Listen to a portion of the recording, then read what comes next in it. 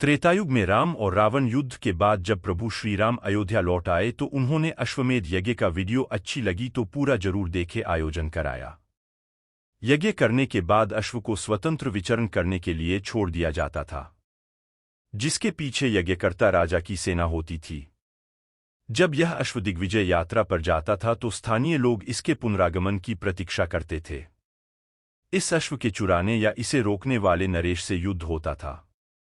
यदि यह अश्व खो जाता तो दूसरे अश्व से यह क्रिया पुनः आरंभ की जाती थी।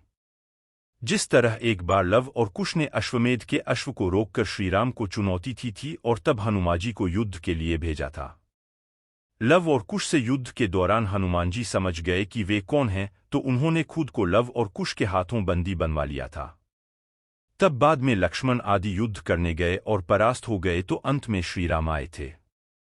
उसी प्रकार जब यज्ञ का घोड़ा देवपुर पहुंचा तो शिवभक्त राजा वीरमणि के पुत्र रुक्मांगद ने श्रीराम के घोड़े को रोककर उसे बंदी बना लिया।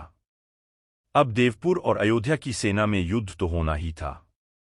वीरमणि ने सुना कि श्रीराम के अनुज शत्रुघ्न की वाहिनी युद्ध के लिए बढ़ती चली आ रही है। तब उन्होंने सशस्त्र सेना तैयार करने के लिए अपने प्रबल पराक्रमी सेनापति रिपुवार को आदेश दे दिया। फिर स्वयं शिवभक्त राजा वीरमणि अपने वीरमणि के भाई वीरसिंह, भांजे बनमित्र तथा राजकुमार रुक्मांगद के साथ युद्ध के लिए रणभूमि में पहुंच गया। भीषण युद्ध हुआ जिसमें हनुमानजी ने सभी को पराजित कर दिया। अंत में वीरमणि को हनुमानजी ने मूर्छित कर दिया। शिवभक्ति वीरमणि को शिवजी ने वरदान दिया था कि जब भी संकट आएगा तो मैं तुम्हारी सहायता करूंगा। भगवान अपने गणों के साथ युद्ध के मैदान में पहुंच गए। गणों से सभी कुछ छिन्न भिन्न कर दिया।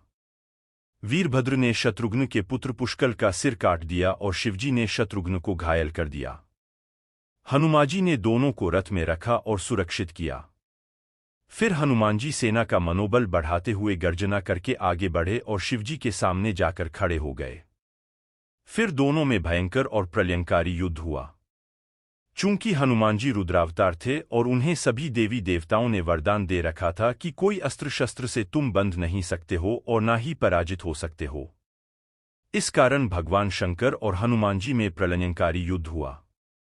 दोनों ओर से हर तरह के दिव्यास्त्रों का प्रयोग किया जाने लगा। हनुमानजी के पास शिवजी के हर दिव्यास्त्र का तोड़ था। युद्ध भयानक से भयानक होता जा रहा था। यह देखकर भगवान राम वहां प्रकट हुए और श्रीरामजी ने हनुमानजी को समझाया कि आप किससे युद्ध कर रहे हो। शिव ही राम है और राम ही शिव है। यह सुनकर हनुमानजी को शिव में ही राम का रूप नजर आने लगा। यह देखकर वे अपना युद्ध रोककर भगवान शिव और राम के आगे हाथ जोड़कर खड़े हो गए। हनुमानजी के पराक्रम को देखकर भगवान शिव बहुत ही प्रसन्न हुए और हनुमानजी को मनचाहा वर मांगने को कहा। इस प्रकार इस युद्ध का अंत हुआ। इस युद्ध में श्रीराम और भगवान शंकर ही लीला थी। इस युद्ध में भगवान शंकर हनुमानजी की परीक्षा ले रहे थे।